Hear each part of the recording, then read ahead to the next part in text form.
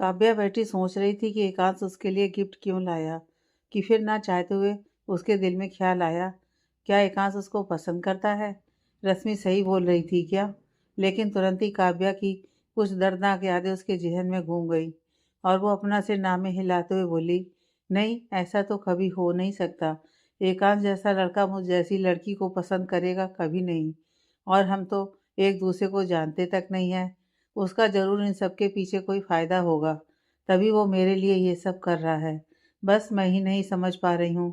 काव्या के फेस पर फिर दर्द भरी मुस्कान आ गई और उसने वॉच वापस बॉक्स में रखकर बैग वहीं बेड पर रखा और आंखों में दर्द भरे आंसू लिए स्टडी रूम में चली गई। काव्या रूम में आई और सोफे से अपना लहंगा हटाकर आंखें बंद करके लेट गई, लेकिन उसकी बंद आंखों से आंसू निकल रहे थे। उसको वो पल याद आ रहे थे जब उसको एक नहीं कई लड़कों ने काला बोलकर रिजेक्ट कर दिया था। नहीं तो उसकी शादी के लिए दहेज पूछा जाता था, कितने लाख तक इस काली के दे पाएंगे, उसका मोल लगाया जाता था। काव्या को बाहर वालों के ताने से फर्क नहीं पड़ता था, लेकिन उसकी माँ जब उसको खरी खोटी सुनाती थी तो काव्या की हिम्मत टूट जाती थी। और वही दर्द, वही ताने आज काव्या को इस बात पर विश्वास नहीं करने दे रहे थे कि एकांश जैसा सुंदर अच्छे घर का लड़का उसको पसंद भी कर सकता है। प्यार करना तो बहुत दूर की बात थी। सोचते हुए काव्या की आंखें कब भारी हुईं और वो नींद के आगोश में चली गई, उसको पता ही नहीं चला। नेक्स्ट डे काव्या की आंख अपने समय से नहीं खुली। काव्या सोई ही सुबह थी तो उठती कहाँ से, पर जब उसकी आंख खुली तो 12 बज गया था। काव्या परेशान हो गई और जल्दी से भागते हुए रूम में जाने को हुई, लेकिन उसके कदम स्टडी रूम के डोर पर ही रुक गए। काव्या को एकांश के सामने जाने में हिचकिचाहट हो रही थी। कल जो हुआ, बात कुछ भी हो, एकांश भले उसके साथ कोई भी खेल खेल रहा हो, लेकिन उसने भी बेकार ही इतना गुस्सा कर दिया था। पर काव्या को फ्रेश होना था तो उसको रूम में तो जाना ही पड़ेगा और एकांश का सामना भी करना ही पड़ेगा। सोचकर काव्या रूम में आई तो रूम में एकदम सन्नाटा था। सारा सामान कल के जैसा ही फैला हुआ था। उसने जो बैग बेड पर जिस जगह पर रखा था वो अभी तक वैसे ही वहीं पर रखा था। काव्या ने इधर उधर देखा पर एकांश ना रूम में ना बालकनी में कहीं नहीं था। काव्या ने एक चैन की सांस ली और अपने कपड़े लेकर बाथरूम में चली गई। काव्या फ्रेश होकर बाहर ही आई थी कि उस बैग में रखा फ़ोन बजने लगा। काव्या थोड़ा शॉक हो गई, फिर बेड के पास आई और बैग से फ़ोन का बॉक्स निकालकर उससे फ़ोन निकाला तो उसमें कॉलिंग पर एकांश का नाम लिखा आ रहा था। काव्या ने अपनी आंखें बड़ी कर लीं और सोचने लगी, एकांश का फ़ोन उसको उठाना चाहिए कि नहीं। पर एक बार कॉल कट होने पर दोबारा कॉल आने लगा तो काव्या ने कॉल पिक कर लिया। काव्या ने कॉल पिक करके फ़ोन कान में लगाते ही एकांश के दूसरे साइड से गुस्से भरी आवाज़ आई, 30 मिनट में कंपनी में दिखना। इतना बोलकर एकांश ने कॉल कट कर दिया। काव्या ने अपनी आंखें बड़ी कर लीं और अपने आप से बोली, मैं उठ गई, इनको कैसे पता चला। फिर रूम में इधर उधर देखते हुए बोली, रूम में भी कैमरा लगे हैं क्या? काव्या ने डर से अपना थूक अंदर किया और फिर जल्दी से बाहर की तरफ भागी। वो एकांश की आवाज़ से ही समझ गई थी कि एकांश बहुत गुस्से में है। अगर वो कंपनी नहीं पहुंची तो एकांश उसका क्या हाल करेगा, वो सोच भी नहीं सकती थी। ऊपर से उसके पास तो दूसरा रास्ता भी नहीं था, तो उसको तो एकांश की बात ना चाह के भी माननी ही थी। काव्या भागते हुए हॉल में आई तो मीना जी उसको देखकर बोली, क्या हुआ बेटा, तुम ऐसे क्यों भाग रही हो? काव्या, दादी मौत का बुलावा आया है। मीना जी परेशान होते हुए बोली, बेटा क्या बोल रही हो? काव्या, दादी जिंदा बच के वापस आई तो बताती हूँ। बोलते हुए काव्या घर के बाहर भाग गई। काव्या की बातों से मीना जी परेशान हो गईं और उन्होंने तुरंत एकांश को फ़ोन कर दिया। काव्या बाहर आई तो आज उसके पास यह सोचने का समय नहीं था कि वो एकांश के घर की किसी गाड़ी से जाए या कैब करे, इसलिए समय ना बर्बाद करते हुए वो गाड़ी से ही कंपनी चली गई। काव्या ने ड्राइवर को जल्दी गाड़ी चलाने को कहा। काव्या समय के साथ कंपनी पहुंच गई। काव्या फिर भागते हुए एकांश के केबिन की तरफ जा रही थी कि अखिल से टकरा गई। अखिल काव्या का हाथ पकड़कर रोकते हुए बोला, क्या हुआ तुमको, हवा के जैसे क्यों भाग रही हो? काव्या परेशान सी बोली, बाद में बताती हूँ। बोलकर काव्या ने अखिल से अपना हाथ छुड़ाया और जल्दी से एकांश के केबिन के अंदर चली गई। अखिल काव्या को देखकर अपना सिर नामे हिलाते हुए बोला, पक्का फिर कुछ गलती की होगी इस लड़की ने, पहले ही समझाया था। एकांत सर के काम में गलती की गुंजाइश नहीं होती तो ध्यान से काम करना, पर नहीं, मैडम समझती ही नहीं है। अब पता नहीं सर कितना गुस्सा करेंगे। मैं भी अभी ऐसे अंदर नहीं जा सकता, बाहर ही वेट करता हूँ। काव्या भागते हुए अंदर आई और अपने घुटनों पर हाथ रखकर हाँफने लगी। काव्या आंखें बंद किए लंबी सांस भर रही थी तो उसको अपने सामने से एकांत की गुस्से से भरी आवाज आई। तुमने दादी से क्या कहा? काव्या ने तुरंत अपनी आंखें खोल ली और अपने जस्ट सामने एकांश को देखकर थोड़ा घबराकर पीछे हो गई। एकांश गुस्से में काव्या की तरफ कदम बढ़ाते हुए बोला, तुम्हारी जबान कुछ ज्यादा ही नहीं चलती है। काव्या ने डर से अपने कदम पीछे लेते हुए अपना सिर नामे हिला दिया। एकांश, तुम्हारी बेवकूफियत से दादी कितना परेशान हो गई, तुमको आइडिया भी है? काव्या डरते हुए बोली, मैंने कुछ नहीं किया। एकांश, हाँ, तुम तो कुछ करती ही नहीं हो, सब तो अपने आप हो जाता है। काव्या ने अपना सिर नीचे कर लिया और बोली, मैं बस डर गई थी तो जल्दी में भाग आई। एकांश, तुम डरती भी हो? काव्या ने नजरें उठाकर एकांश को देखा, फिर अपनी नजरें नीचे कर ली। काव्या पीछे होते हुए दीवार से आकर टकरा गई थी। काव्या ने नजरें घुमाकर पीछे देखा, फिर डर से अपनी मुट्ठी बंद कर ली। एकांश काव्या को घूरते हुए बोला, जितनी शांति से डरती हो उतनी शांति से सोच नहीं सकती हो। काव्या ने फिर अपनी नजरें उठाकर एकांश को देखा तो एकांश उसको देखते हुए बोला, मैंने रात को कुछ कहा था, तूने फिर मेरी बात नहीं सुनी। काव्या ने अपनी आईब्रो जोड़ ली और सोचने लगी। एकांश ने क्या कहा था? कल तो दोनों के बीच बहुत सी बातें हुई थी। एकांश कौन सी वाली बात के बारे में कह रहा है? एकांश ने काव्या को कंफ्यूज देखकर उसके सिर पर मारते हुए कहा, तुम्हारा पूरा जीवन कंफ्यूजन में ही निकल जाएगा। काव्या ने अपने सिर पर हाथ फेरते हुए मासूम सा मुंह बना लिया। एकांश ने काव्या को देखकर एक गहरी सांस ली और उसका हाथ पकड़कर बोला, तुमको जिस बारे में सोचना चाहिए उस बारे में ना सोचकर हर एक चीज के बारे में सोचती हो। काव्या से नीचे करके एकांश के हाथ को देखने लगी। एकांश ने काव्या को देखकर कहा, ना कोई और है, ना ही कोई कॉन्ट्रैक्ट है। मैं अपने बिजनेस के कॉन्ट्रैक्ट की बात कर रहा था। काव्या के दिल में अलग सी फीलिंग आने लगी। वो एकांश को देखना चाहती थी पर उसकी हिम्मत नहीं हो रही थी, इसलिए चुपचाप सिर नीचे करके खड़ी रही। पर उसको पता नहीं क्यों हल्की खुशी महसूस हो रही थी। एकांश ने काव्या के चिन पर हाथ रखा और उसका फेस ऊपर करते हुए बोला, गिफ्ट कैसा लगा? काव्या ने अभी नजरें उठाकर एकांश को नहीं देखा था। उसकी नजरें उठाने की हिम्मत नहीं हो रही थी। एकांश के सवाल का जवाब क्या ही देती। एकांश ने काव्या को देखते हुए कहा, आज शाम को एक छोटी सी पार्टी में जाना है, तुम मेरे साथ चलोगी? काव्या ने फिर कोई जवाब नहीं दिया तो एकांश उसके सिर से सिर लगाकर बोला, कबर्ड में एक बैग रखा है, उसमें पार्टी के लिए ड्रेस है, शाम को रेडी रहना। काव्या ने अपनी आंखें कस के भींच लीं। एकांश काव्या से दूर हुआ और सोफे की तरफ जाते हुए बोला, तुम्हारे केबिन में प्रोजेक्ट की फाइल रखी है, 1 घंटे में मुझे रेडी चाहिए। काव्या फिर हैरानी से एकांश को देखने लगी। एकांश कितनी जल्दी रंग बदलता है, अभी 2 मिनट पहले कुछ और था, अब कुछ और। काव्या ने अपना सिर झटका और केबिन से बाहर जाने को हुई तो एकांश बोला, तुम लंच टाइम में घर जा सकती हो। काव्या पलटकर एकांश को देखने लगी पर एकांश फाइल में कुछ पढ़ रहा था। काव्या ने गहरी सांस ली और फिर जाने को हुई तो एकांश उसको रोकते हुए बोला, अपना फ़ोन अपने साथ रखना, दोबारा इधर उधर रखा मिला तो तुमको छत से एंटीना बनाकर टांग दूंगा। काव्या ने अपनी आंखें बड़ी कर लीं और एकांश को घूर कर देखने लगी कि एकांश फिर बोला, शाम को पार्टी में बहुत टाइम होगा, वहाँ मुझे निहार लेना, अभी काम करो जाकर। काव्या ने मुंह बनाकर एकांश को देखा और मन में बड़बड़ाते हुए बाहर चली गई। काव्या के जाते ही एकांश ने अपना सिर सोफे से लगा लिया और अपना सिर दबाते हुए बोला, लगा था बहुत समझदार है, पर इतनी डफर निकलेगी इमेजिन नहीं किया था। काव्या कैबिन से मुंह बनाकर खुद से ही बोलते हुए बाहर आई। अजीब प्रजाति का आदमी है, कभी भी रंग बदलता है और मुझे बोलता है मैं कुछ नहीं समझती। पहले तो इसको अपने आप को डॉक्टर को दिखाना चाहिए। कभी इतना प्यार से बात करेगा जैसे इससे अच्छा इंसान पूरी दुनिया में नहीं होगा, और पल भर में ऐसे रंग बदलता है कि इससे ज़्यादा अकड़ू इंसान कोई दूसरा नहीं होगा। काव्या बड़बड़ाते हुए जा रही थी। चिड़ में उसका ध्यान अखिल पर गया ही नहीं। वो बाहर ही खड़ा उसका अभी तक वेट कर रहा था। काव्या ने अखिल को नहीं देखा तो अखिल ही काव्या के पास आकर बोला, बॉस ने ज़्यादा गुस्सा कर दिया क्या?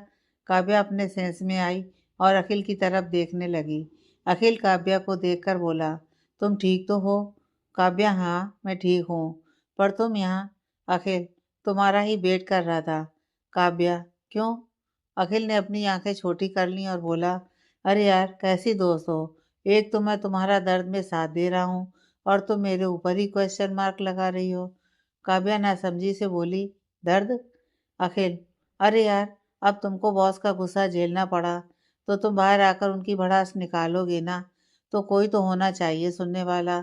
जैसे जब स्कूल में टीचर हम लोगों को पनिश करते थे तो उनके जाने के बाद हम लोग उनको खूब सुनाते थे और बाकी के दोस्त हमारी हाँ में हाँ मिलाते थे।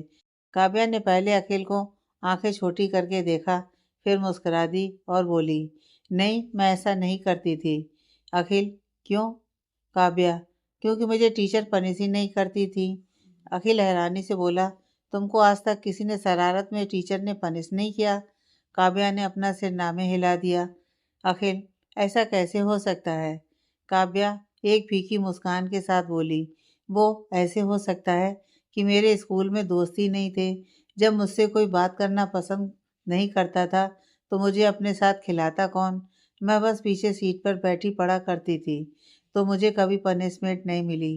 काव्या की बात सुनकर अखिल शांत हो गया। काव्या भी सीरियस हो गई थी।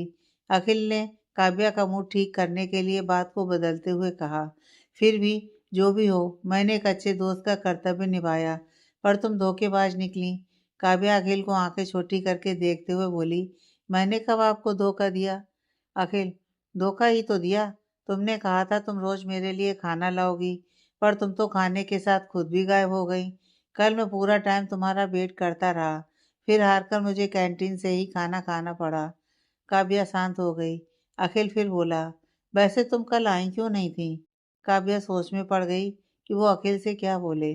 काव्या को सोचते देख अखिल बोला, कल करवा चौथ की वजह से नहीं आई थी क्या?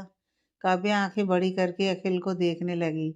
अखिल आगे बोला, बहुत काम होता है ना, आंटी जी की मदद करने के लिए छुट्टी ली थी। काव्या ने नॉर्मल होते हुए बस अपना सिर हिला दिया। अखिल फिर बोला, अच्छा आज तो मेरे लिए खाना लाई हो ना? काव्या बेचारगी से बोली, सॉरी, इतनी जल्दी में आई थी कि भूल गई। अखिल मुंह बनाते हुए बोला, माफ़ी नहीं मिलेगी, आज सज़ा मिलेगी। काव्या, सज़ा? अखिल, हाँ, आज तुमको भी मेरे साथ चलकर खाना खाना होगा। काव्या ने 2 मिनट सोचा फिर बोली, ओके, पर मुझे कैंटीन का खाना नहीं खाना।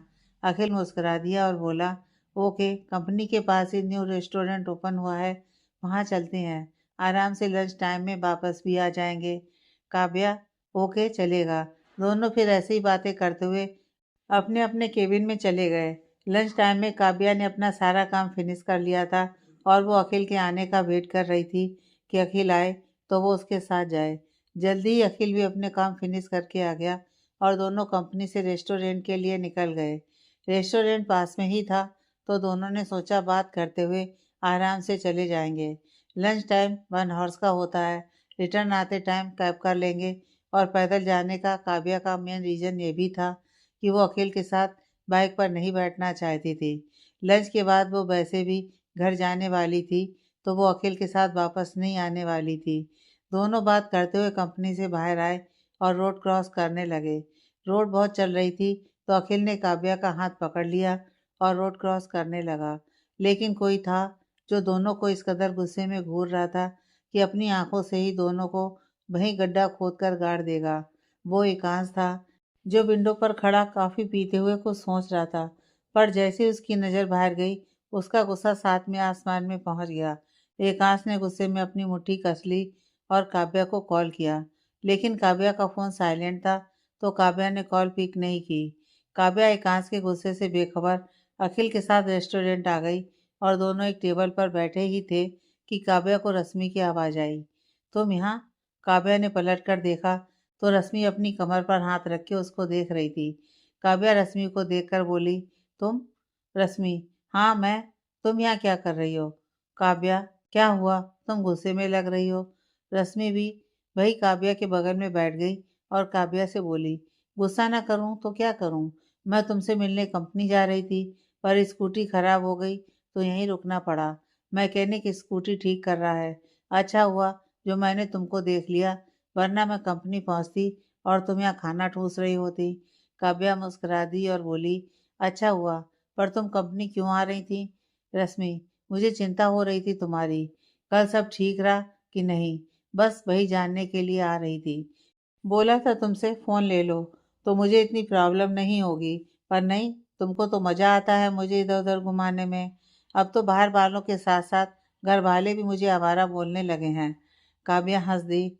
अखिल भी चुपचाप बैठा रश्मि की बातें सुनकर मुस्कुरा रहा था। रश्मि ने काव्या को हँसते देखा तो उसके पैर पर पैर मारते हुए बोली, बत्तीसी फाड़ना बंद कर, खाने के लिए कुछ ऑर्डर किया या नहीं? काव्या मुँह बनाकर बोली, यार अभी तो आके बैठे हैं। रश्मि, आके बैठे हैं मतलब तुम किसी के साथ आई हो? बोलते हुए रश्मि ने सिर घुमाया तो अखिल ने उसको देखकर हाय में हाथ हिला दिया। रश्मि ने अपनी आंखें छोटी कर लीं। उसका ध्यान अभी तक अखिल पर गया ही नहीं था। रश्मि ने अखिल को देखते हुए कहा, तुम कौन हो? इतना बोलकर रश्मि ने काव्या की तरफ देखा, फिर अपनी आंखें बड़ी करते हुए कुछ सोचकर अखिल की तरफ देखकर बोली, तुम अखिल हो? अखिल सीरियस होते हुए बोला, तुम मुझे जानती हो? रश्मि, पर्सनली नहीं जानती हूँ, पर काव्या के मुंह से तुम्हारी तारीफ सुनी है। अखिल काव्या की तरफ देखने लगा। काव्या हल्का सा मुस्कुरा दी और बोली, खाने के लिए ऑर्डर कर दें, फिर मुझे घर के लिए भी निकलना है। अखिल और रश्मि साथ में बोले, घर? काव्या दोनों को देख अपना सिर हिलाते हुए बोली, हाँ मुझे कुछ काम था तो घर जल्दी जाना है। दोनों ने ओके कहा और खाने का ऑर्डर दे दिया। काव्या और रश्मि आपस में बात कर रही थी और अखिल काव्या को देख रहा था। काव्या ने उसके बारे में अपनी बेस्ट फ्रेंड से बात की। ये बात अखिल को अलग ही अच्छी वाली फीलिंग ला रही थी। बातों बातों में काव्या को ध्यान आया कि उसके पास अब फ़ोन है और एकांश ने उससे कहा है फ़ोन अपने पास ही रखना, तो उसको मजबूरी में फ़ोन को रखना ही पड़ेगा। तो वो रश्मि को भी नंबर दे दे, जिससे रश्मि उसके लिए इतना परेशान नहीं होगी। सोचते हुए काव्या ने रश्मि से कहा, मैंने फ़ोन ले लिया। रश्मि अपने माथे से पसीना पोंछने का नाटक करते हुए बोली, चलो एक टेंशन कम हुई। काव्या मुस्कुरा दी। रश्मि फिर बोली, मुस्कुरा क्यों रही है? नंबर दे। काव्या, रुको, मुझे ऐसे नंबर याद नहीं है, तुझे कॉल करती हूँ। रश्मि ने अपना सिर हिला दिया। अखिल भी बेसब्री से काव्या के नंबर मिलने का इंतजार कर रहा था। उसने सोचा वो भी काव्या से नंबर ले लेगा, लेकिन काव्या ने अपना फ़ोन निकाला और जैसे ही स्क्रीन ऑन की, उसका सिर घूम गया। उसमें एकांश की 500 मिस कॉल लगी थी। काव्या आंखें फाड़े फ़ोन में देख रही थी कि फिर एकांश का कॉल आया। काव्या के हाथ कांपने लगे। उसकी हिम्मत नहीं पड़ रही थी कि वो कॉल पिक करे। आज तो एकांश उसको जिंदा गाड़ देगा, पर अगर कॉल नहीं पिक किया तो भी वो नहीं बचेगी। इसलिए डरते हुए काव्या ने कॉल पिक की और फ़ोन कान में लगाया, पर कुछ बोली नहीं। दूसरी साइड से भी सन्नाटा था, पर 2 सेकंड की शांति के बाद एकांश की एक गुस्से और चिढ़ से भरी आवाज़ आई, 2 सेकंड के अंदर बाहर आओ। काव्या की आंखें बड़ी हो गईं। रश्मि और अखिल काव्या को देखकर बोले, क्या हुआ? काव्या अपने सेंस में आई और घबराकर खड़ी होते हुए बोली, मुझे अभी जाना है। रश्मि, पर क्या हुआ? तू इतनी घबराई हुई क्यों है? काव्या वहां से जाते हुए बोली, तुमको कॉल करके बताती हूँ। बोलकर काव्या जल्दी से वहां से चली गई। काव्या को इतना परेशान देखकर अखिल भी थोड़ा परेशान हो गया था, पर रश्मि समझ गई थी पक्का एकांश का कॉल होगा, क्योंकि काव्या बस उसको और एकांश उन दोनों को ही जानती है। वो यहाँ है तो एकांश ही होगा जिसके पास काव्या गई होगी। रश्मि फिर आराम से बैठ गई, पर अखिल परेशान सा काव्या के बारे में सोच रहा था। रश्मि अखिल को देखकर बोली, अब तुमको क्या हुआ? तुमने क्यों सड़ा सा मुंह बना लिया? अखिल अपने सेंस में आया और बोला, कुछ नहीं, काव्या ऐसे घबरा कर गई तो सोच रहा था कहीं कहीं वो किसी प्रॉब्लम में तो नहीं। रश्मि अखिल को देखते हुए बोली, तुमको परेशान होने की ज़रूरत नहीं है, वो ठीक है। अखिल, तुम जानती हो काव्या ऐसे क्यों गई? रश्मि, हाँ, तुमको कोई शक है? अखिल, नहीं, पर मैं भी जानना चाहता हूँ, काव्या क्यों गई? रश्मि, तुमको क्यों जानना है? अखिल, क्योंकि वो मेरी भी दोस्त है। रश्मि, ओ दोस्त कुमार, दोस्त तक ही रहो, किसी के फटे में टांग मत घुसाओ। अखिल रश्मि की बात से चिढ़ गया और उठकर जाने लगा तो रश्मि उसको घूरते हुए बोली, ओ मुगले आजम, कहाँ चले? अखिल रश्मि को देखने लगा, फिर बोला, मुझे भी काम है। रश्मि मुंह बनाकर बोली, तो अपने काम को होल्ड पर रखो, और जो खाना ऑर्डर किया है वो क्या तुम्हारे रिश्तेदार आकर खाएंगे? चुपचाप बैठो और मेरे साथ खाना फिनिश करवाओ। अखिल अपनी आंखें छोटी करते हुए बोला, मुझे भूख नहीं है, तुम खाना पैक करवा कर ले जाओ। बोलकर अखिल जाने के लिए बढ़ा तो रश्मि ने उसका हाथ पकड़कर खींचकर चेयर पर बैठा दिया। अखिल हैरानी से रश्मि को देखने लगा। रश्मि गुस्से में अखिल को देखते हुए बोली, भिखारी समझा है क्या? चुपचाप बैठकर खाओ, वरना सारा खाना एक बार में तुम्हारे मुंह में ठूंस दूंगी। अखिल हैरानी से अपनी आंखें झपकाने लगा। तब तक वेटर खाना लेकर आया और टेबल पर रखकर चला गया। रश्मि ने अपने लिए खाना निकाला और खाने लगी, पर अखिल अभी तक रश्मि को हैरानी से देख रहा था। रश्मि खाना खाते हुए बोली, पता है हॉट हूँ, आंखें सेकने की जरूरत नहीं है। खाना खाओ और चिटको, वरना मार मार कर थोपड़ा सुझा दूंगी। फिर लुटे हुए चमन जैसे शक्ल लेकर घूमना। अखिल ने घूरकर रश्मि को देखा, पर वो रश्मि से अब कोई बात या बहस नहीं करना चाहता था, इसलिए मुंह बनाकर अपने लिए खाना निकाल कर खाने लगा और रश्मि को घूरते हुए मन में बोला, कितनी बदतमीज लड़की है, पता नहीं काव्या जैसी अच्छी लड़की की ऐसी दोस्त कैसे बन गई। दूसरी तरफ काव्या भागते हुए बाहर आई और इधर उधर देखने लगी, पर उसको एकांश कहीं दिख नहीं रहा था। तभी काव्या के जस्ट सामने की खड़ी गाड़ी से हॉर्न की आवाज़ आई। काव्या साइड हो गई और इधर उधर एकांश को देखने लगी कि उस गाड़ी का हॉर्न फिर बजा और साथ में गिलास नीचे हुआ। काव्या ने गाड़ी की तरफ देखा तो गाड़ी के अंदर एकांश को देखकर उसकी हलक सूख गई। एकांश उसको गाड़ी के अंदर से गुस्से में घूर रहा था। काव्या खड़ी एकांश की गाड़ी को देखने लगी। यह एकांश की गाड़ी तो नहीं थी, और घर पर भी उसने यह गाड़ी नहीं देखी थी। मतलब कल सच में एकांश की गाड़ी खराब हो गई थी क्या, जो वो आज न्यू गाड़ी में है? काव्या खड़ी सोच रही थी कि एकांश ने फिर हॉर्न बजाया। काव्या अपने सेंस में आई और तुरंत गाड़ी में बैठ गई। उसकी गाड़ी में बैठते ही गाड़ी हवा से बातें करने लगी। काव्या गाड़ी में डरी हुई सी सीट बेल्ट पकड़े बैठी थी। उसको इतनी तेज स्पीड से बहुत डर लग रहा था, पर एकांश के फेस पर गुस्सा देखकर उसकी कुछ बोलने की हिम्मत नहीं हो रही थी। जल्दी गाड़ी एकांश ने अपने घर पर लाकर रोकी। काव्या का तो सिर घूम रहा था। घर भी आ गया था, गाड़ी रुक गई। उसको समझ ही नहीं आया। उसको अभी भी गाड़ी चलते हुए महसूस हो रही थी। एकांश काव्या के साइड आया और उसका हाथ पकड़कर गाड़ी से बाहर निकालने लगा। काव्या को कुछ समझ ही नहीं आ रहा था। वो बस अपने सिर पर हाथ रखे बाहर आने लगी, पर उसके पैर लड़खड़ा गए और वो डिसबैलेंस होने लगी। एकांश ने काव्या को गुस्से में देखते हुए अपनी गोद में उठा लिया। काव्या भी कुछ नहीं बोली। एकांश काव्या को घर के अंदर लाया तो मंजी सोफे पर ही बैठी थी। वो काव्या को एकांश की गोद में देखकर शॉक हो गई। उनके हिसाब से तो एकांश सुबह तक घर नहीं आने वाला, जिससे दोनों के बीच लड़ाई होती। पर अभी एकांश काव्या को गोद में उठाकर अपने रूम में ले जा रहा है, और काव्या ने भी अपना सिर उसके सीने से लगाया हुआ था। मतलब दोनों के बीच सब सही था। ये कैसे हो सकता है? उनका प्लान फेल कैसे हुआ? वो ये सब सोचकर परेशान होने लगी और चिढ़कर दोनों को रूम में जाते हुए देखने लगी। एकांश काव्या को रूम में लेकर आया और बेड पर पटक दिया। काव्या चीख पड़ी और एकांश को हैरानी में देखने लगी। एकांश भी काव्या को देखते हुए उसकी तरफ झुकने लगा तो काव्या डर गई और जल्दी से उठकर बैठकर पीछे की तरफ खिसकने लगी। काव्या के फेस पर डर साफ समझ आ रहा था। एकांश ने काव्या को देखकर अपनी आंखें छोटी कर लीं और उसका हाथ पकड़कर अपनी तरफ खींच लिया। काव्या एकांश के सीने से आकर लग गई। काव्या की डर से हालत और खराब हो गई। एकांश ने काव्या के पीछे हाथ रख लिया और उसकी चिन पकड़कर उसका सिर ऊपर किया और कुछ बोलने जा रहा था, पर काव्या डर से अपनी आंखें भींचे हुए जल्दी से बोली, आपने मेरे साथ ऐसा वैसा कुछ करने का सोचा तो मैं चिल्लाऊंगी। एकांश घूर कर काव्या को देखने लगा। एकांश काव्या को आंखें छोटी करके देख रहा था, लेकिन काव्या ने अपनी आंखें डर से भींची हुई थी। एकांश ने काव्या को डरा हुआ देखा तो उसके लिप्स छूते हुए बोला, तुम चाहती हो मैं तुम्हारे साथ कुछ करूं? काव्या ने तुरंत अपनी आंखें खोल ली और हैरानी से एकांश को देखने लगी।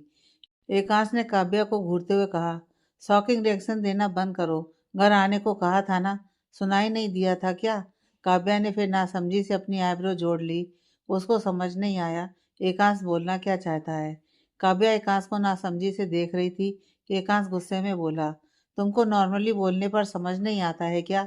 बोला था ना, जितनी दोस्ती करनी है दूर से करो। काव्या एकांश को गुस्से में देखकर थोड़ा घबराकर बोली, मैंने क्या किया? एकांश काव्या को घूरते हुए बोला, तुम मुझसे पूछ रही हो तुमने क्या किया? काव्या ने मासूमियत से अपना सिर हिला दिया। एकांश काव्या को और गुस्से में घूरते हुए बोला, तुमको घर आना था ना, फिर रेस्टोरेंट में क्या कर रही थी? मना किया था ना, अब इधर उधर दिख मत जाना। काव्या ने बेचारों सा मुंह बना लिया और अपने मन में सोचने लगी, मतलब मैं रेस्टोरेंट गई, ये इस बात पर कितना गुस्सा कर रहे हैं, पर ऐसा भी कौन सा पाप कर दिया? काव्या सोच रही थी कि एकांश आगे बोला, तुमने कॉन्ट्रैक्ट लिया हुआ है मुझे गुस्सा दिलाने का। तुमको मेरी कोई बात समझनी ही नहीं होती है। दिमाग की जगह सच में गोबर भरा है। एक ही चीज बार बार रिपीट करती हो। एक 18 साल की बच्ची को भी समझाने जाऊंगा तो वो भी समझ जाएगी, पर तुम इतनी बड़ी हो गई हो और अकल के नाम पर टूटी हुई चवन्नी तक नहीं है तुम्हारे पास। काव्या बेचारों सा मुंह बनाकर बोली, मैंने ऐसा भी कौन सा पाप कर दिया? सुबह देर से उठी, फिर आपने जल्दी से कंपनी में बुला लिया, कुछ खाने का समय नहीं मिला। कंपनी में भी सारा टाइम काम फिनिश करने में निकल गया। जरा सा लंच करने के लिए रेस्टोरेंट क्या चली गई, उसमें आप तो ऐसे गर्म हो रहे हो जैसे मैंने किसी का मर्डर कर दिया हो। एकांश, भूख लगी थी तो मुझे लंच के लिए बोल सकती थी, किसी और के साथ जाने की क्या जरूरत थी? काव्या फिर एकांश को देखने लगी। एकांश उसको घूरते हुए बोला, अब देख क्या रही हो, जाओ खाना लेकर आओ, भूख लगी थी ना तुमको? काव्या ने फिर अपनी आईब्रो जोड़ ली। एकांश ने काव्या को छोड़ा और बोला, दोबारा कुछ भी हो मुझे बोलना, लास्ट वार्निंग दे रहा हूँ, अभी कहीं दिखी तो उल्टा लटका दूंगा। बोलकर एकांश बाथरूम में चला गया। काव्या ने अजीब सा मुंह बना लिया और खुद से बोली, शायद इनको कोई बीमारी है या फिर इनका एक स्क्रू ढीला है, कुछ भी बोलते हैं, इतना कंफ्यूजन पैदा कर देते हैं कि सामने वाला कंफ्यूजन में ही मर जाए। लगता है मैंने ही कुछ पाप किए होंगे जो ऐसे पागल इंसान के साथ फंस गई हूँ। कितने टाइम बाद बाहर का खाना खाने को मिलने वाला था, मुंह में रखने तक नहीं दिया। अब खाओ घर का खाना।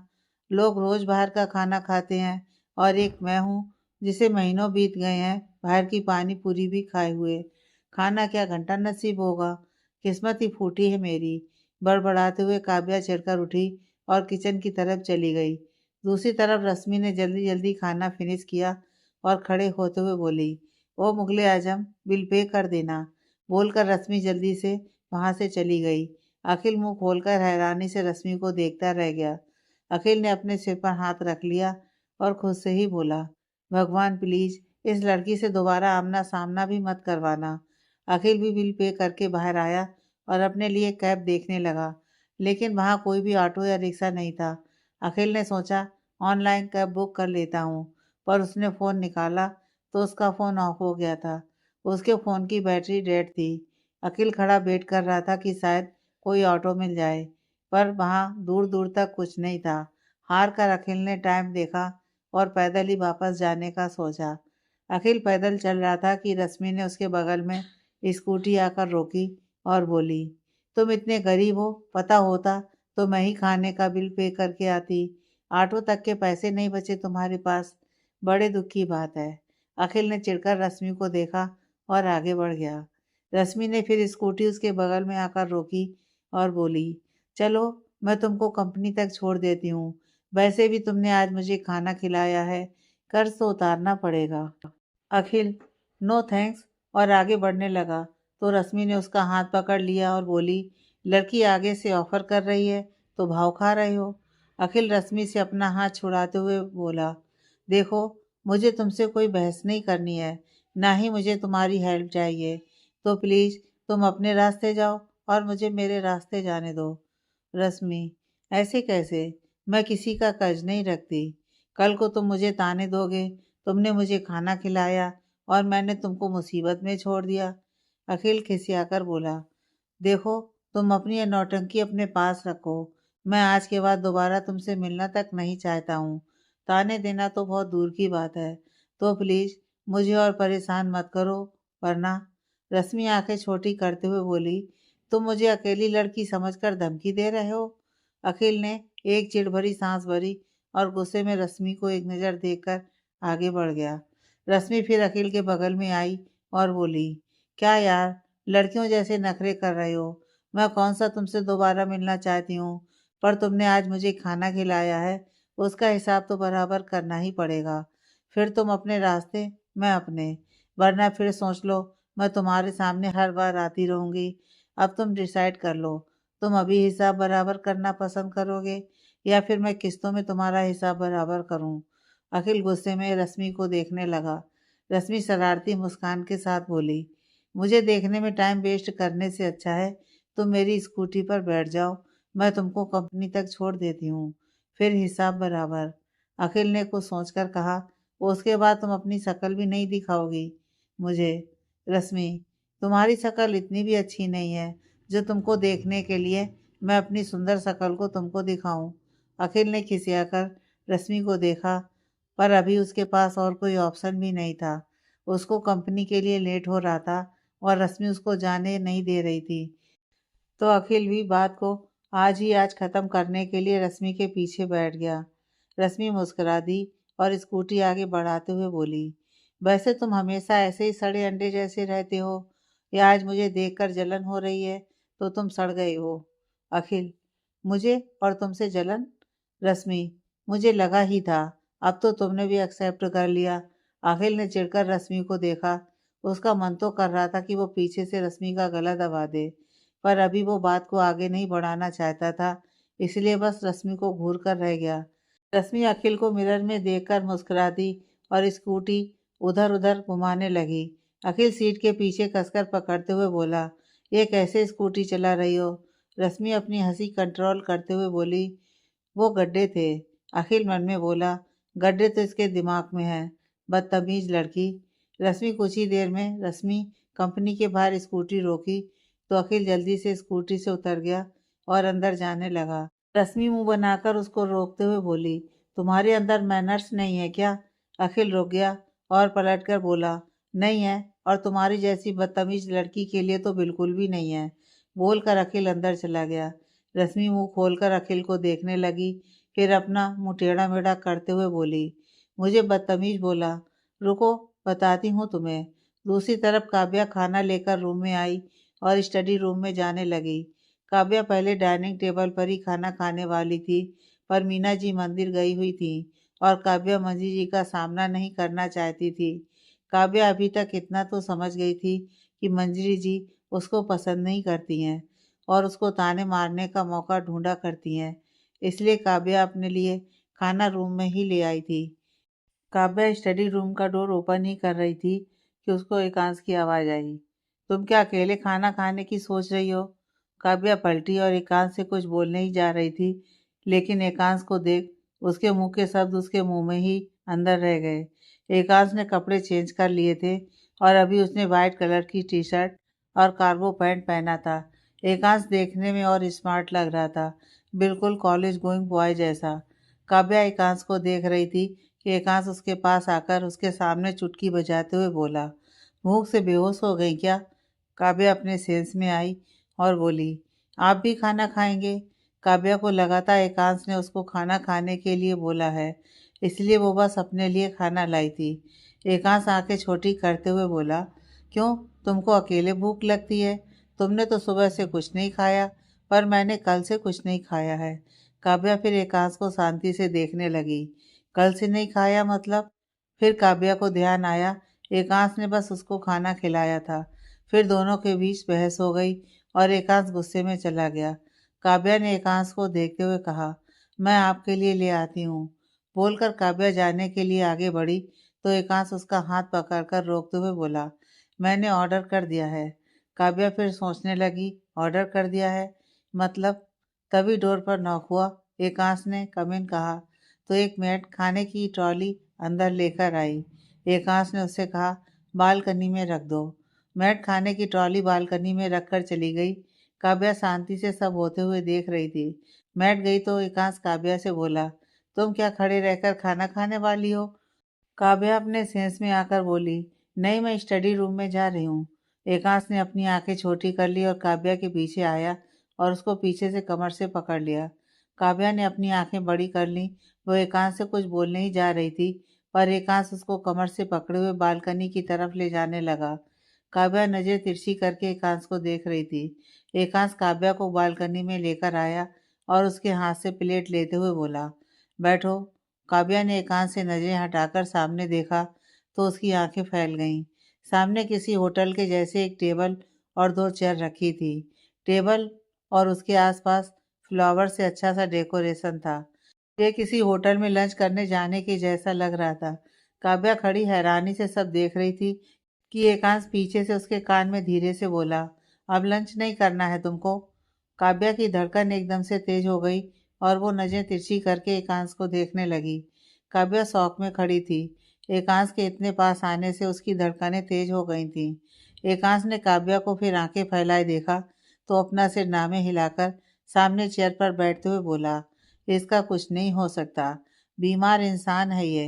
एकांश बैठ गया था, लेकिन काव्या अभी भी शौक में खड़ी थी। तो एकांश उसको घूरते हुए बोला, ओ बीमार इंसान, बैठ जाओ। काव्या अपने सेंस में आई और एकांश को देखते हुए मासूमियत से बोली, कुछ कहा आपने? एकांश ने अपने सिर पर हाथ रख लिया और बोला, कुछ नहीं मैडम जी, बैठ जाइए और खाना खा लीजिए। एकांश को चिढ़ा हुआ देखकर काव्या चुपचाप चेयर पर बैठ गई, पर उसको समझ में नहीं आ रहा था कि वो करे क्या। उसके खाने की प्लेट तो एकांश के सामने रखी थी और वो ऐसे अपनी प्लेट एकांश के सामने से उठाएगी तो अच्छा नहीं लगेगा। काव्या चुपचाप बैठी थी कि एकांश बोला, तुम क्या बस खाना देखकर पेट भरने वाली हो? काव्या ने मुंह बना लिया और धीरे से बोली, मेरे खाने की प्लेट तो दीजिए।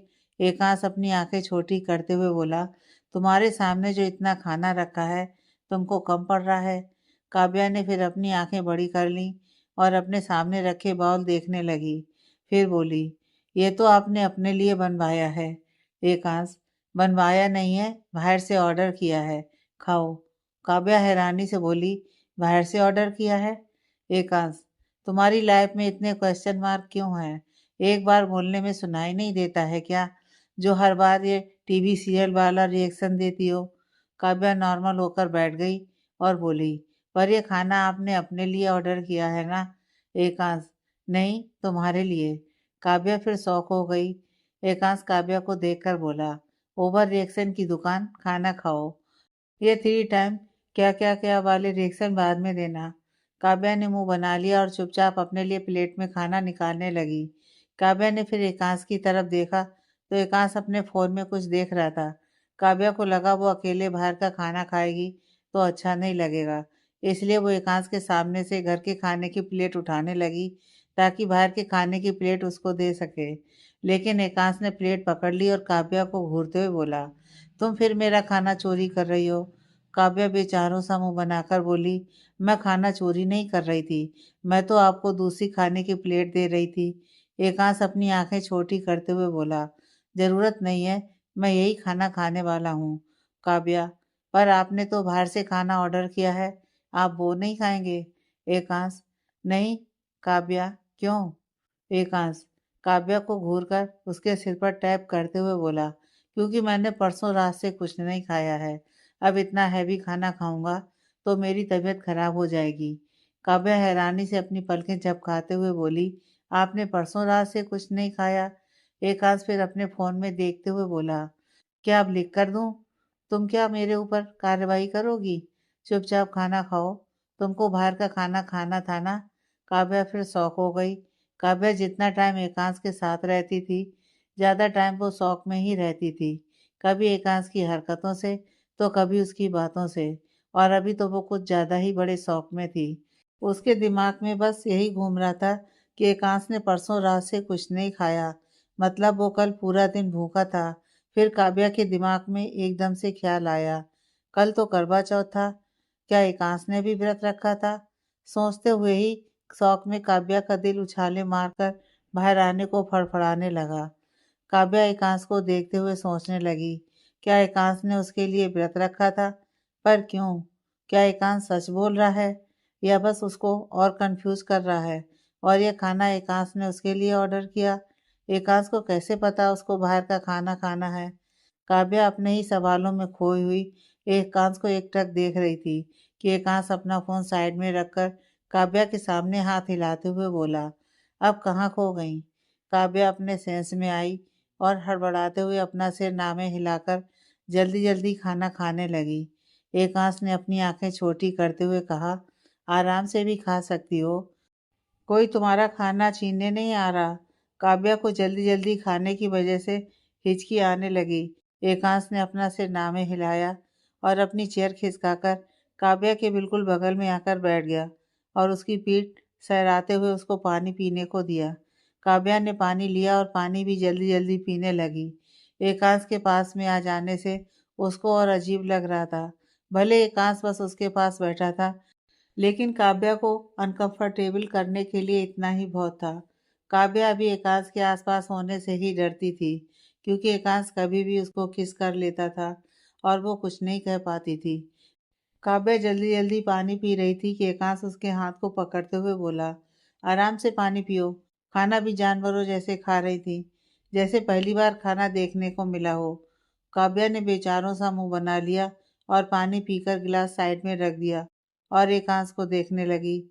एकांश काव्या को देखकर बोला, तुमको सच में कोई बीमारी है या फिर तुम मेरे सामने यह नाटक करती हो?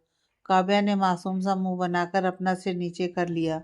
एकांश ने गहरी सांस लेते हुए अपना सिर नामे हिलाया और काव्या की प्लेट से निवाला तोड़कर उसके मुंह के पास ले गया।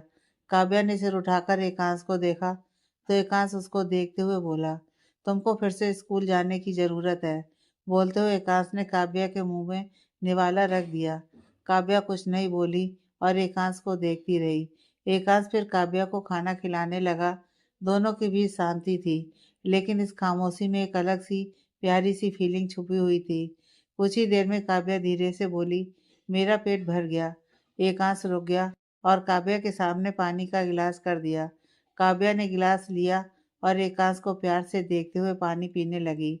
एकांश उसको परेशान करता था, पर कभी-कभी एकांश की कुछ चीजें काव्या को बहुत अच्छी लगती थी। एकांश कभी-कभी उसका इतना ख्याल रखता था कि उसको ऐसा फील होता था जैसे वो बहुत स्पेशल है। उसके अंदर कोई कमी नहीं है। कोई उससे भी प्यार कर सकता है, कोई उसको भी अपनी पलकों पर बैठा सकता है। काव्या एकांश के साथ बिताए अच्छे पल रोक लेना चाहती थी, ताकि वो उस फीलिंग को हर टाइम जी सके, पर यह मुमकिन नहीं था और कुछ ही समय में काव्या के सामने उसकी असलियत आ जाती थी। उसके रंग की वजह से कोई उसे उस हद तक प्यार नहीं कर सकता। एकांश भी ये सब अपने किसी मतलब के लिए कर रहा होगा और उसके दिल में फिर वही खालीपन भर जाता है। काव्या अपने ही ख्यालों में डूबी थी कि एकांश अपना खाना खाते हुए बोला, तुम्हारे पास पासपोर्ट है? काव्या अपने सेंस में आई और बोली, नहीं। एकांश, ओके, अपने डॉक्यूमेंट्स रेडी रखना, कल पासपोर्ट बनवाने चलना है। काव्या, पर क्यों? एकांश काव्या को देखते हुए बोला, तुम क्या यहाँ अकेले रहने वाली हो? काव्या, मतलब? एकांश, मतलब यह कि मैं इंडिया जिन कामों के लिए आया था वो सारे काम हो गए, अब मुझे वापस जाना है। और तुम कहीं की नेता तो हो नहीं जो तुमको बिना पासपोर्ट के इंटरनेशनल फ्लाइट में घुसने भी दें। काव्या एकांश को देखते हुए बोली, आप मुझे अपने साथ ले जाओगे? एकांश खाते हुए बोला, इसमें भी तुमको क्वेश्चन मार्क है क्या? काव्या एकांश को देखने लगी। काव्या के पास अब कुछ बोलने को नहीं था। उसके जहन में बस एकांश की बातें घूम रही थी कि एकांश उसको अपने साथ ले जाएगा। क्या सच में एकांश उसको अपने साथ ले जाएगा? क्या ऐसा होगा? काव्या सोचते हुए अपने ही ख्यालों में खोई उठी और रूम में जाने लगी। एकांश ने उसको जाता देखकर अपनी आंखें छोटी कर लीं और उसको रोकते हुए बोला, कहाँ जा रही हो? पर काव्या ने कोई जवाब नहीं दिया और रूम में आकर सीधा स्टडी रूम में चली गई। एकांश ने काव्या को आंखें छोटी करके देखा और खुद से ही बोला, सबसे पहले तो इस लड़की के दिमाग का इलाज करवाना होगा। पता नहीं क्या सोचती रहती है, ना ठीक से सुनती है ना समझती है, अपनी खिचड़ी पकाया करती है। काव्या स्टडी रूम में आई और अपने दोनों गाल पर हाथ रखकर बैठ गई और खुद से बोली, एकांश ने मुझसे शादी क्यों की होगी? अगर उसने अपने मतलब के लिए शादी की है तो वो मुझे अपने साथ क्यों ले जाना चाहता है? सोचते हुए काव्या के दिमाग में कुछ आया और वो अपनी आंखें बड़ी करते हुए खुद से बोली, मतलब एकांत सर एक स्मगलर है? वो लड़कियों को अपने प्यार के जाल में फंसाकर पहले शादी करते हैं, फिर विदेश ले जाकर बेच देते हैं।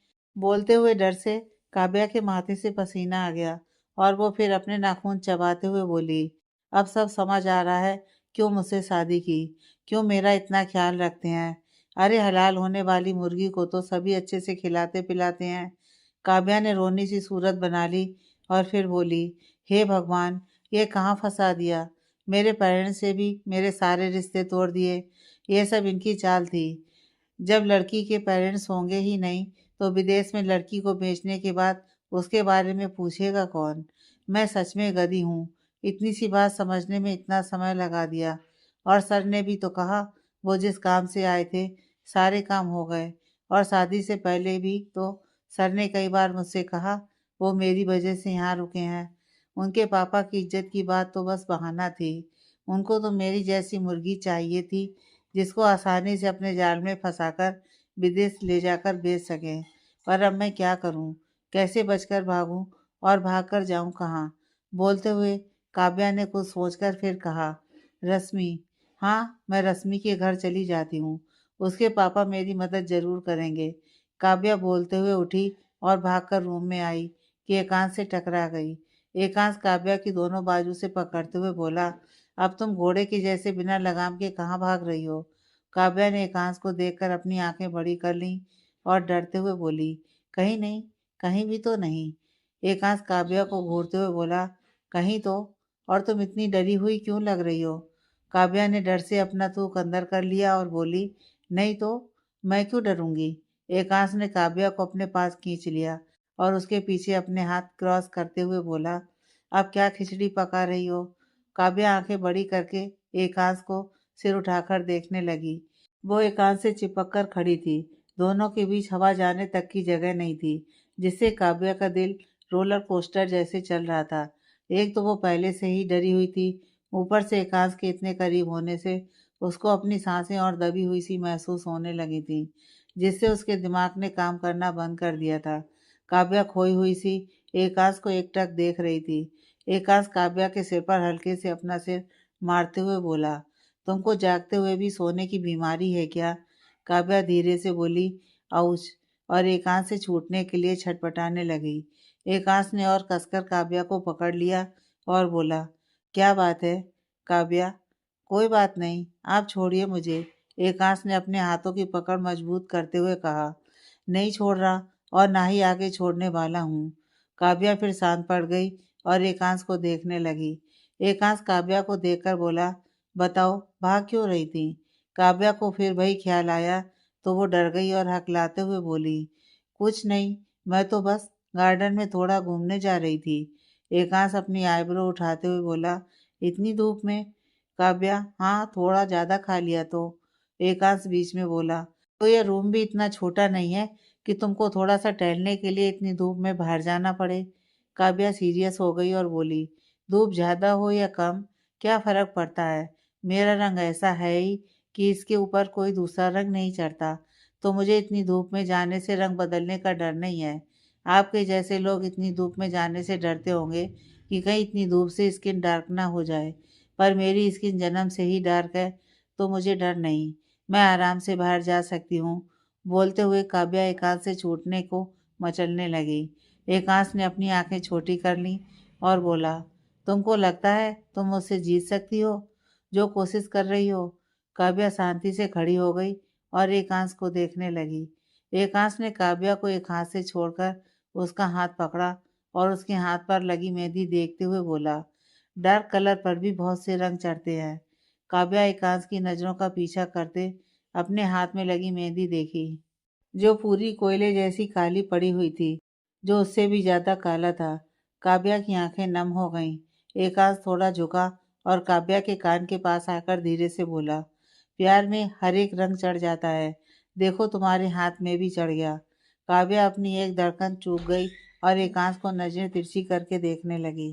एकांश काव्या से थोड़ा दूर हुआ और उसके फेस पर फूंक मारते हुए बोला, तुमको स्कूल के साथ साथ एक्स्ट्रा क्लास लेने की भी जरूरत है, ताकि दिमाग के दरवाजे खुल सके तुम्हारे। काव्या आंखों में नमी लिए एकांश को देखती रही। एकांश ने काव्या को छोड़ दिया और बोला, तुम्हारे लिए ड्रॉअर में एक गिफ्ट रखा है, जाओ देखो कैसा है। काव्या ने कोई जवाब नहीं दिया तो एकांश फिर बोला, जाओ। काव्या ने अपनी नजरें नीची कर ली और बेड के पास लगी ड्रॉ ओपन करके देखा तो उसकी आंखें बड़ी हो गईं। उसमें मिस्टर मित्तल की बुक रखी थी। काव्या ने बुक उठाई और आगे पीछे करते हुए खुद से ही बोली, सर ने न्यू बुक कब लॉन्च की?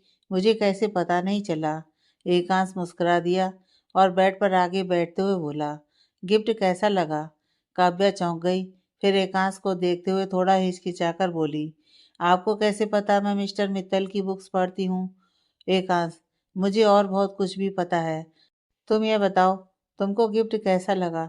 काव्या ने एक नज़र बुक को देखा, फिर हल्की मुस्कान के साथ बोली, बहुत अच्छा, थैंक यू। मैं हमेशा बुक लॉन्च होते ही मार्केट से ले लेती हूँ, इस बार पता ही नहीं चला। एकांश, कोई बात नहीं, मैं हूं ना, अब तुमको कभी मार्केट से बुक लेने की ज़रूरत नहीं पड़ेगी। काव्या फिर एकांश को देखने लगी। एकांश की बात फिर उसके सिर के ऊपर से चली गई। एकांश काव्या को देखकर बोला, तुम क्या मुझे ऐसे ही खड़े रहकर देखने वाली हो? काव्या हड़बड़ा गई और बोली, नहीं, मुझे बुक पढ़नी है, मैं स्टडी रूम में जाती हूँ। बोलकर काव्या जल्दी से स्टडी रूम में भाग गई। एकांश मुस्कुरा दिया और फिर अपना लैपटॉप खोलकर बैठ गया। काव्या स्टडी रूम में आई और बुक सीने से लगाकर बैठ गई। आज मिस्टर मित्तल की न्यू लॉन्च बुक उसके हाथ में थी। उसके बाद भी उसका अभी बुक पढ़ने का मन नहीं था। उसका पूरा ध्यान एकांश की बातों पर था। एकांश का उसका हाथ पकड़ना, उसके पास आना और एकांश की वो गोल गोल बातें जिससे वो समझदार होकर भी नासमझ बन जाती है। काव्या फिर कंफ्यूज हो गई थी, आखिर एकांश है क्या और उससे क्या चाहता है। काव्या को सोचते हुए ख्याल आया, वो रश्मि से इस बारे में बात कर ले, शायद रश्मि उसको कुछ सजेशन दे सके कि वो क्या करे। सोचते हुए काव्या ने अपना फ़ोन निकाला और रश्मि को कॉल करके सब बता दिया। रश्मि सब सुनकर बोली, तुम ऐसा करो, मेरे घर आ जाओ, फिर देखते हैं बात क्या है और आगे क्या करना है। क्योंकि तेरी बात सही तो है, आजकल लड़कियों को ऐसे शादी करके धोखा देकर बाहर ले जाकर बेचा जा रहा है और किसी की शक्ल पर थोड़ी ही लिखा होता है कि वो बंदा कैसा है। अक्सर बड़े लोग ही ऐसे साइड बिजनेस करते हैं। काव्या परेशान होते हुए बोली, पर वो मुझे घर से बाहर नहीं जाने देता। मैं बोलूँगी तेरे घर जा रही हूँ तो बिल्कुल ही घर से निकलना बंद कर देगा। रश्मि चिढ़कर बोली, वो होता कौन है रोकने वाला? काव्या, मैं उसके घर में रह रही हूँ तो उसका ही राज चलेगा। अभी उनने मुझे गार्डन तक तो जाने नहीं दिया और ऐसे ही भागकर नहीं आ सकती, बाहर ही पहरेदार बनकर बैठा है। रश्मि कुछ सोचते हुए बोली, तुम आज शाम को पार्टी में जाने वाली हो ना? काव्या, हाँ। रश्मि, ओके, तुम पार्टी में पहुंचकर लोकेशन मुझे सेंड करना और मौका देखते ही भागकर बाहर आ जाना, मैं तुझे ले लूंगी। काव्या ने ओके कहा और कॉल कट कर दिया।